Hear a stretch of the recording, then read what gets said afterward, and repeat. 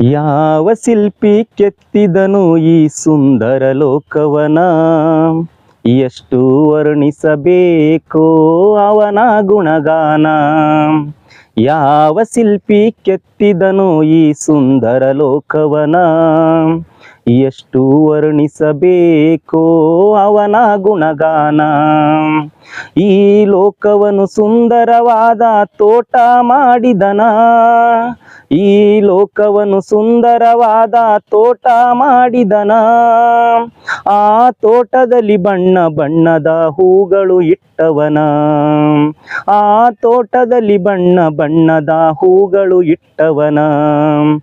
ಯಾವ ಶಿಲ್ಪಿ ಕೆತ್ತಿದನು ಈ ಸುಂದರ ಲೋಕವನ, ಎಷ್ಟು ವರ್ಣಿಸಬೇಕೋ ಅವನ ಗುಣಗಾನ. ಎಷ್ಟು ವರ್ಣಿಸಬೇಕೋ ಅವನ ಗುಣಗಾನ. ಎತ್ತರದಿಂದ ಧುಮುಕುವಂತ ಧಬೆ ಧಬೆ ಇಟ್ಟವನ, ಎತ್ತರದಿಂದ ಧುಮುಕುವಂತ ಧಬೆ ಧಬೆ ಇಟ್ಟವನ. ಆ ಧಬೆಗಳ ತಳದಲ್ಲಿ ವಿದ್ಯುತ್ ಶಕ್ತಿ ಕೊಟ್ಟವನ, ಆ ಧಬೆಗಳ ತಳದಲ್ಲಿ ವಿದ್ಯುತ್ ಶಕ್ತಿ ಕೊಟ್ಟವನ. ಯಾವ ಶಿಲ್ಪಿ ಕೆತ್ತಿದನು ಈ ಸುಂದರ ಲೋಕವನ, ಎಷ್ಟು ವರ್ಣಿಸಬೇಕೋ ಅವನ ಗುಣಗಾನ.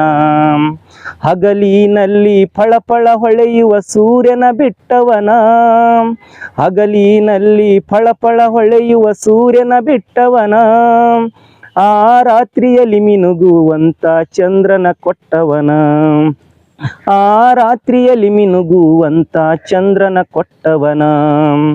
ಯಾವ ಶಿಲ್ಪಿ ಕೆತ್ತಿದನು ಈ ಸುಂದರ ಲೋಕವನ, ಎಷ್ಟು ವರ್ಣಿಸಬೇಕೋ ಅವನ ಗುಣಗಾನ.